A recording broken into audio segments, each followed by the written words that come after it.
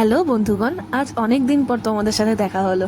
আজ এসেছি একটা নতুন রেসিপি নিয়ে, চিকেন দো পেঁয়াজা ইন মাই স্টাইল। হ্যাঁ, এটা একদম আমার স্টাইলে রান্না হচ্ছে। তো দেখে নাও কীভাবে রান্না করছি। আমি এখানে কিছুটা পেঁয়াজ নিয়েছি পেস্ট করার জন্য। বাকি পেঁয়াজগুলোর পাপড়ি ছাড়িয়ে নিতে হবে।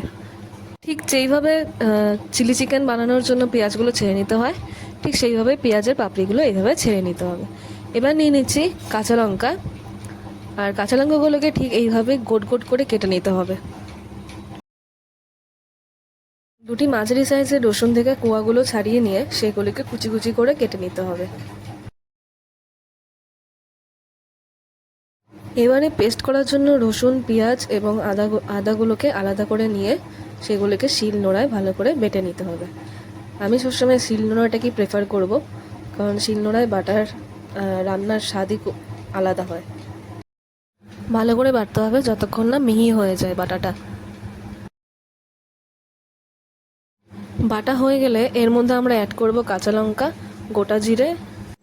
এরপরে এটাকেও ভালো করে বেটে নিয়ে এই মিশ্রণটার সাথে সেটাকে ভালো করে মিক্স করে দিতে হবে বাটাটার সাথে।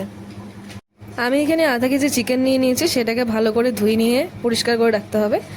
কড়াই গরম হয়ে গেলে তার মধ্যে সামান্য পরিমাণ তেল দিয়ে পেঁয়াজের পাপড়িগুলো এবং কেটে রাখা কাঁচা লঙ্কাগুলো দিয়ে ভালো করে ভেজে নিতে হবে। যতক্ষণ না ব্রাউন কালার না হচ্ছে ততক্ষণ এটাকে ভাজতে হবে। এবার এখানে অ্যাড করব সামান্য পরিমাণ লবণ। ঠিক এইরকম যখন মিষ্টি একটা কালার চলে আসবে তখনই সেটাকে আলাদা করে নামিয়ে রাখুন। এবার আমরা অ্যাড করব আদা রসুন পেস্ট। হালকা পরিমাণ তেল দিয়ে রসুন কুচি এবং আদা রসুন পেস্টটাকে দিয়ে ভালো করে ভেজে নিতে হবে। এবার এটাতে অ্যাড করব পরিমাণ মতন লবণ, 1 চামচ টমেটো সস এবং পরিমাণ মতন লঙ্কার গুঁড়ো। লঙ্কার গুঁড়োটা আপনারা নিজেদের স্বাদ মতন দেবেন, যে যেরকম ঝাল পছন্দ করেন। মশলাটা একটু ভাজা ভাজা হয়ে আসলে তার মধ্যে 1 চামচ হলুদ গুঁড়ো মিশিয়ে দেবেন। আবার কিছুক্ষণ নাড়াচাড়া করে নিয়ে মশলাটা যখন একটু ব্রাউন ব্রাউন কালার হয়ে যাবে, একদম সেম এরকম দেখতে হবে, ঠিক তখনই ধুয়ে রাখা মাংসগুলো ছেড়ে দেবেন।